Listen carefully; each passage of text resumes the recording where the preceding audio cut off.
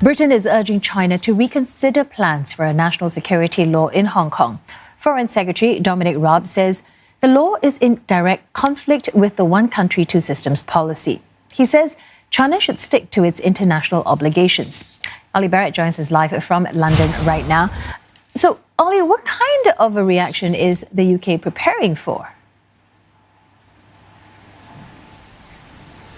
Well, the UK is certainly reiterating its threat that was made by the Foreign Secretary over the weekend, Dominic Raab, that if China presses ahead with this law for Hong Kong, then the UK will go ahead and make changes to the British national overseas passport arrangements for those BNO passport holders or people who are eligible for a BNO passport in Hong Kong, which could be as many as 2.9 million people. Dominic Raab making it clear that there would be a path to UK citizenship for all of those people if China continues down this path. So, as I say, that was a reiteration of a threat that was made over the weekend by the Foreign Secretary, but he also warned of a possible further response along with international allies if China continues down this path. That was not specified in terms of what it might be, but certainly the UK talking about its own historical obligations to Hong Kong, but also wanting to work with international allies on this.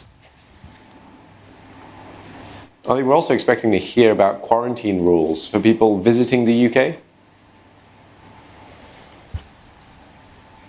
Yeah, we have a bit of a sense of what that's going to look like from Monday. Anyone arriving in the United Kingdom, be they foreign nationals or UK citizens, will have to quarantine for 14 days. They will have to give authorities an address or addresses at which they are going to self-isolate themselves. The UK government has been criticised for not having this policy in place more widely earlier in the coronavirus outbreak, and is now being criticised in some quarters for bringing it in too late in the outbreak at a time when it's a larger outbreak here in the UK at the moment than it is in many other countries from which people might be arriving. Also fierce criticism from the tourism industry here in Britain, because they say if this still applies in July and August, then Brits are not going to want to go on summer holidays if they know they have to quarantine when they return to the United Kingdom. Many people simply won't be able to do that given their current employment arrangements if they're not able to work from home. So a lot of pressure on the government as it brings in these new rules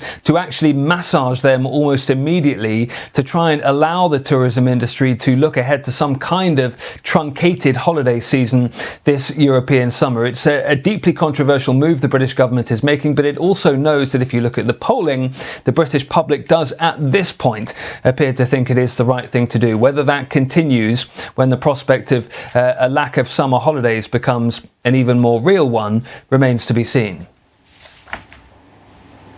Many thanks for that, Ollie Barrett, speaking to us from London.